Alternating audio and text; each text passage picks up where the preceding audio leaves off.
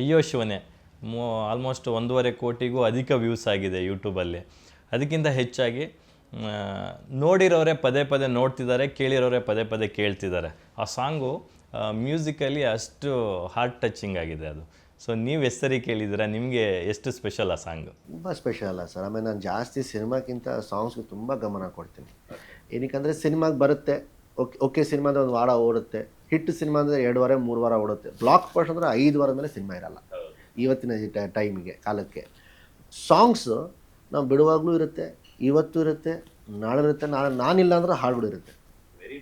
Song has very big span, life span. ಆಮೇಲೆ ನನಗೆ ತುಂಬ ನಾನು ಕನ್ನಡ ಹಾಡುಗಳು ಕೇಳ್ಕೊಳ್ಳುವಾಗ, ಅಂದರೆ ಕನ್ನಡ ಇಂಡಸ್ಟ್ರಿಗೆ ಬರೋ ಮುಂಚೆ ಆ ಮೆಲೋಡಿ ತುಂಬ ಮಿಸ್ ಮಾಡ್ಕೊತಿದ್ದೆ ನಾನು. ಸೊ ಅದು ನನ್ನ ತಲೆಯಲ್ಲಿ ತುಂಬ ಇತ್ತು. ನಾನು ಯಾವುದೇ ಸಿನಿಮಾ ಇದ್ದರೂ ಕೂಡ ಒಂದು ಮೆಲೋಡಿ ಸಾಂಗ್ ಅಂತೂ ಕಂಪಲ್ಸರಿ ಇರಲೇಬೇಕು, ಅದೇನೇ ಆದರೂ ಪರವಾಗಿಲ್ಲ ಅಂತ. ಇನ್ಫ್ಯಾಕ್ಟ್ ಬನಾರಸಲ್ಲಿ ಬೆಳಕಿನ ಕವಿತೆ ಇವತ್ತಿಗೂ ಕೂಡ ಹಮ್ಮಿಂಗ್ ಸಾಂಗ್ಗಳಲ್ಲಿ ಅದು ಒಂದು. ಈ ಸಿನಿಮಾದಲ್ಲಿ ಈಗ ಈ ಸಾಂಗ್ ಒಂದು ಸಿಕ್ತು, ಅಯ್ಯೋ ಶಿವನೇ. ಸೊ ಗ್ರೇಟ್, ಅದೊಂಥರ ಸ್ಪೆಷಲ್ ಬ್ಲೆಸ್ಸಿಂಗ್ ಅಂತ ಅನಿಸುತ್ತೆ. ಖಂಡಿತ, ಡೆಫಿನೆಟ್ಲಿ, ಅಫ್ಕೋರ್ಸ್. ಯಾಕಂದರೆ ನಾವು ಅದೇ ಥರ ಕೆಲಸ ಮಾಡಿರ್ತೀವಿ. ಆಮೇಲೆ ಬಹುಶಃ ಐ ಥಿಂಕ್ ನನಗೆ ಮತ್ತು ಅನಿಲ್ ಅವ್ರಿಗೂ ಕೂಡ ಒಂದು ಒಳ್ಳೆ ಸೆನ್ಸ್ ಆಫ್ ಹ್ಯೂಮರ್ ಇದೆ. ನನಗೆ ಸಾಂಗ್ಸ್ ಸ್ವಲ್ಪ ಸೆನ್ಸ್ ಆಫ್ ಹ್ಯೂಮರ್ ಸ್ವಲ್ಪ ಚೆನ್ನಾಗಿದೆ ಅಂತ ನನ್ನ ಬಗ್ಗೆ ನಾನೇ ಹೊಗಳ್ಕೊಳ್ತಾ ಇದ್ದೀನಿ. ಅದೊಂದು ವಿಷಯಕ್ಕೆ ಕೇಳಿದ ತಕ್ಷಣ ನನಗೆ ಗೊತ್ತಾಗ್ಬಿಡುತ್ತೆ ಇದು ವರ್ಕ್ ಆಗುತ್ತೆ, ವರ್ಕ್ ಆಗಲ್ಲ ಅಂತೇಳಿ. ಇದೇ ಹೃದಯವು ಕೇಳದೆ ಹಾಡಿಗೆ ನಂದು ಡೈರೆಕ್ಟರ್ ಅವ್ರದ್ದು ತುಂಬ ಗಲಾಟೆಗಳಾಗಿದೆ. ಫಸ್ಟ್ ಟೈಮು, ಇಲ್ಲಿವರೆಗೂ ಎಲ್ಲೂ ಆಗಿರಲಿಲ್ಲ ಗಲಾಟೆ. ಅಂದರೆ ಶೂಟಿಂಗ್ ಟೈಮ್ ಗ್ಯಾಪ್ ಸಿಗ್ತಾ ಇಲ್ಲ. ನಾವು ಮೊನ್ನೆ 4-5 ಡೇಸ್ ಬ್ಯಾಕ್ ಶೂಟ್ ಮಾಡಿರೋದು ಸರ್. ಅದು ರಿಲೀಸ್ ಏನು ಮಾಡಿದ್ವಿ 4 ಡೇಸ್ ಬಿಫೋರ್ ಶೂಟ್ ಮಾಡಿದ್ದು. ಅವ್ರು ಶೂಟಿಂಗ್ ಹೆಂಗೆ ಮಾಡ್ತೀರಾ, ಕಾಸ್ಟ್ಯೂಮಿಂದ ರೆಡಿ ಮಾಡ್ತೀರಾ, ಹೆಂಗೆ ಏನು ಅಂತ ನಾನು ಹೇಳಿದೆ. ಸರ್ ಶೂಟ್ ಮಾಡೋಕ್ಕಿದ್ರೆ ಈ ಹಾಡನ್ನ ಯೂಸ್ ಮಾಡ್ಕೊಳ್ಳಿ, ಇಲ್ವಾ ಎಷ್ಟು ಪೇಮೆಂಟ್ ಅಂತ ಹೇಳಿ ನಾನು ನಿರ್ಮಾಪಕರಿಗೆ ಕೊಟ್ಟು ಈ ಸಾಂಗ್ನ ಪರ್ಚೇಸ್ ಮಾಡಿಕೊಂಡು ನಾನು ನೆಕ್ಸ್ಟ್ ಸಿನಿಮಾಗೆ ಯೂಸ್ ಮಾಡ್ಕೊತೀನಿ. ಅವ್ರು ನಾನು ಬಿಡಲ್ಲ ಅಂತೇಳಿ, ಇದು ನನ್ನ ಸಿನಿಮಾದ ಹಾಡು ನಾನೇ ಇಟ್ಕೊಳ್ತೀನಿ, ಶೂಟಿಂಗ್ ಮಾಡಿ. ಓಕೆ, ನೀವು ರೋಲಿಂಗ್ ಕಾರ್ಡಲ್ಲಿ ಅಲ್ಲೆಲ್ಲ ಹಾಕ್ತಂದ್ರೆ ನಾನಂತೂ ಒಪ್ಪಲ್ಲ ಇಂಥ ಒಳ್ಳೆ ಹಾಡು ಅಂತೇಳಿ. ಮತ್ತು ಕೊನೆಗೆ ಟಕ ಅಂತೇಳಿ ರಚಿತಾ ಅವ್ರ ಡೇಟ್ ತೊಗೊಂಡು ಇಮ್ಮಿಡಿಯಾಗಿ ರಾತ್ರಿ 3 ಡೇಸ್ ಒಳಗಡೆ ಕಂಪ್ಲೀಟ್ ನೈಟ್ ಶೂಟ್ ಮಾಡಿರೋದು ಅಂತ. ನೈಟ್ ಶೂಟು ಹರ್ಷ ಸರ್ನ ಹಿಡ್ಕೊಂಡು ಇಮ್ಮಿಡಿಯಾಗಿ ಹೊರದು ಸಾಕು. ನೋಡಿ, ಹರ್ಷ ಅವರು ಬಹುಶಃ ಬಾಲಿವುಡ್ಗೆ ಹೋಗಿ ಡೈರೆಕ್ಷನ್ ಮಾಡಿ ಬಂದ ನಂತರ ಫಸ್ಟ್ ಸಾಂಗ್ ಕೊರಿಯೋಗ್ರಫಿ ಅನಿಸುತ್ತೆ ಅಲ್ವಾ? ನಂದು ಮತ್ತು ಅವ್ರ ವರ್ಣ ತುಂಬ ಚೆನ್ನಾಗಿದೆ. ಏಕೆಂದರೆ ನನಗೆ ಅವ್ರ ಜೊತೆ ಫಸ್ಟ್ ಸಿನಿಮಾ ಮಾಡಬೇಕಾಗಿತ್ತು ನಾನು. ಸೊ ಆವತ್ತಿಂದ ನನಗೆ ಅವ್ರು ತುಂಬ ಪರಿಚಯ, ತುಂಬ ಒಳ್ಳೆ ಫ್ರೆಂಡು. ಸೊ ಅವ್ರದ್ದು ನನ್ನ ಬಾಂಡಿಂಗ್ ತುಂಬ ಚೆನ್ನಾಗಿದೆ. ಸೊ ಒಂದು ಕಾಲ್ ಹೇಳಿದ ತಕ್ಷಣ ನಾನು ಇಮ್ಮಿಡಿಯೇಟಾಗಿ ಬಾಂಬೆಯಿಂದ ಫ್ಲೈಟ್ ತೊಗೊಂಡು ಬೆಂಗಳೂರು ಬಂದು ಇಮ್ಮಿಡಿಯೇಟಾಗಿ ಇನ್ಸ್ಟೆಂಟಾಗಿ ಪ್ಲ್ಯಾನಿಂಗ್ ಹೇಳಿದ್ರು. ಆ ಪ್ಲ್ಯಾನಿಂಗ್ ನನಗೆ ಯಾವತ್ತೂ ಇಷ್ಟ. ಯಾಕಂದರೆ ಬೆಳಕಿನ ಕವಿತೆನ ಅವರೇ ಮಾಡಿದ್ದು. ಆವಾಗಲೂ ಕೇಳ್ಕೊಳ್ಳುವಾಗ ಟಕ್ ಅಂತ ಬಂದು ಮಾಡಿಕೊಟ್ರು. ಸೊ ಹಂಗೆ ಬಂದು ಮಾಡಿದ್ರು. ಇನ್ಫ್ಯಾಕ್ಟ್ ರಚಿತಾ ಅವರು ಕೂಡ ಅದನ್ನೇ ಹೇಳ್ತಾ ಇದ್ರು, ನನಗೂ ಕೂಡ ನನ್ನದೇ ಒಂದು ಸಾಂಗ್ ಇದ್ರು ಈ ಸಿನಿಮಾದಲ್ಲಿ, ನನ್ನ ಫೇವ್ರೇಟ್ ಸಾಂಗು ಅಯ್ಯೋ ಶಿವನೇ ಅಂತ ಹೇಳ್ತಾ ಇದ್ರು. ಮೊನ್ನೆ ನಾವು ಪ್ರೀ ರಿಲೀಸ್ ಇವೆಂಟಲ್ಲಿ ಸಿಕ್ಕಾಗ ನಾನು ಹೇಳಿದೆ, ನಂಗೆ ಸಿಕ್ಕಾಪಡೆ ಇಷ್ಟ ಆಗೋಯ್ತು ನಿಮ್ಮ ಸಾಂಗು ಅಂತ ನಾನು ಹೇಳಿದೆ. ಅವರು ಇಲ್ಲ ನನಗೆ ಅಯ್ಯೋ ಶಿವನೇ ಇಷ್ಟ ಆಯಿತು ಅಂತಲಿಲ್ಲ, ನನಗೆ ನಿಮ್ಮ ಸಾಂಗ್ ಇಷ್ಟ ಆಯಿತು ಅಂದರೆ ಅಯ್ಯೋ ಶಿವನೇ ಒಂದು ಸ್ವಲ್ಪ ಟೈಮ್ ತೊಗೊಳುತ್ತೆ ಇಷ್ಟಪಡೋಕ್ಕೆ.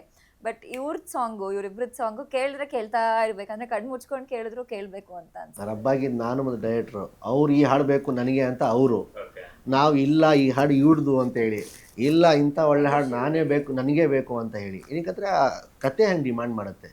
ಸೊ ಹಾಗೆ ಆಮೇಲೆ ಅವ್ರಿಗೆ ಅರ್ಥ ಮಾಡಿಸಿ, ಇಲ್ಲ ಈ ಹಾಡು ನಿಮಗೆ ಕೊಡೋಕ್ಕಾಗಲ್ಲ, ನಿಮಗೆ ಬೇರೆ ಥರ ಒಂದು ಮಾಡ್ತೀವಿ, ಇದಕ್ಕಿಂತ ಚೆನ್ನಾಗಿ ಮಾಡ್ತೀವಿ, ಇದು ನಿಮಗೆ ಸೂಟ್ ಆಗಲ್ಲ, ಕತೆ ಹಂಗೆ ಡಿಮ್ಯಾಂಡ್ ಮಾಡ್ತಾಯಿಲ್ಲ. ಆಮೇಲೆ ಅವರು ಅದನ್ನು ಅರ್ಥ ಮಾಡಿಕೊಂಡು ತುಂಬ ಬೇಜಾರು ಪಟ್ಟರು. ಅವಾಗ ಆಮೇಲೆ ಸ್ವಲ್ಪ ಸರಿಯಾದರು.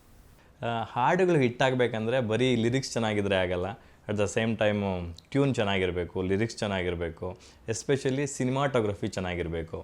ಅಯ್ಯೋ ಶಿವನೇ ಸಾಂಗ್ ಅಂತೂ ನನಗೆ personally one of my favourite song. ಏನಕ್ಕೆ ಅಂತಂದರೆ each and every frame painting ಥರ ಬಂದಿದೆ ಲಿಟ್ರಲಿ. ಸೊ ಜಗದೀಶ್ ವಾಲಿ ಸರ್ ಬಗ್ಗೆ ಹೇಳೋದಾದರೆ ಏನು ಹೇಳ್ತೀವಿ? ತುಂಬ ಅದ್ಭುತವಾದ ಸಿನಿಮಾಟೋಗ್ರಾಫರು. ಅವರಿಗೆ ಪಾಪ ಎಲ್ಲೂ ಪೊಟೆನ್ಷಿಯಲ್ ಸಿಕ್ಕಿರಲಿಲ್ಲ. ಅವ್ರಿಗೆ ಇಲ್ಲಿವರೆಗೂ ಸಿಕ್ಕಿರೋದು ತುಂಬ ಚಿಕ್ಕ ಸಿನಿಮಾಗಳು.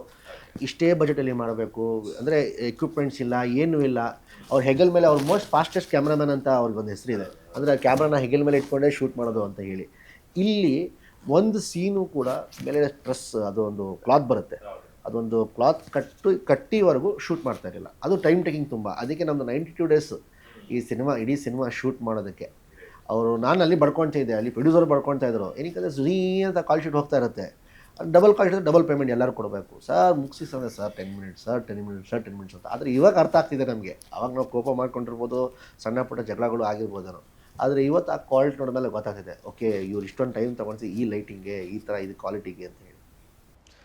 ಮಲೈಕ್ ಅವರೇ, ಟೀಸರಲ್ಲಿ ನಾವು ಒಂದಷ್ಟು ಶಾರ್ಟ್ಸ್ ನೋಡಿದ್ವಿ. ಝೈದ್ ಅವ್ರಿಗೆ ಅಂದರೆ ಮಾಧವಗೆ ನೀವು ಸಿಗ್ತೀರಾ, ರಚಿತಾ ಅವ್ರು ಸಿಗ್ತಾರಾ? ನೀವು ಕೈ ಕೊಡ್ತೀರಾ ಅಥವಾ ಅವ್ರು ಕೈ ಕೊಡ್ತಾರಾ? ಏನೋ ಒಂದು ಸಣ್ಣ ಹಿಂಟ್ ಕೊಡ್ಬೋದಾ? ಇವರೇ ಕೈ ಕೊಟ್ಬಿಟ್ರೆ ಅವ್ರು ಕೈ ಕೊಡೋದಾಗಿದ್ದಿದ್ರೆ ಪ್ಯಾಥೋ ಸಾಂಗಲ್ಲಿ ಅದ್ ಸುಮ್ನೆ sir, ಟನ್ಗಟ್ಲೆ confuse ಸಿಗರೇಟ್ ಮಾಡಕ್ಕೆ ಪ್ಯಾಕೆಟ್ಗಳನ್ನ ಮಾಡಿರೋದು ಸುಡೋ sir. ಅವಶ್ಯಕತೆ ಅವ್ರಿಗೇನಿರ್ತಿತ್ತು? Confuse ಮಾಡಕ್ಕೆ ಲೀಟ್ರ್ ಏನೋ ಲೀಟ್ರ್ ಗಟ್ಲೆ ಬಾಟ್ಲ್ ಎಣ್ಣೆ ಕುಡಿಯೋದು ಅವಶ್ಯಕತೆ ಅವ್ರಿಗೇನಿರ್ತಿತ್ತು ಅಂತ. ಕನ್ಫ್ಯೂಸ್ ಮಾಡಕ್ಕೆ ಸರ್ ಅದು.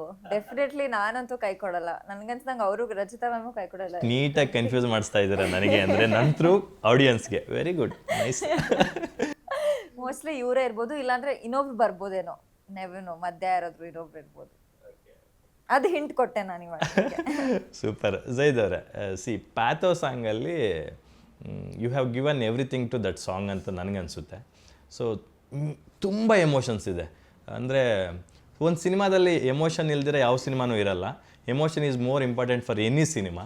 ಬಟ್ ಈ ಸಾಂಗಲ್ಲಿ ನೀವು ಬಹುಶಃ ಒಂದು 100 ಸಿನಿಮಾಗಳಿಗೆ ಆಗೋಷ್ಟು ಎಮೋಷನ್ಸ್ನ ಈ ಒಂದು ಸಾಂಗಲ್ಲಿ ವ್ಯಕ್ತಪಡಿಸಿದ್ದೀರ ಅಂತ ನನಗನ್ಸುತ್ತೆ.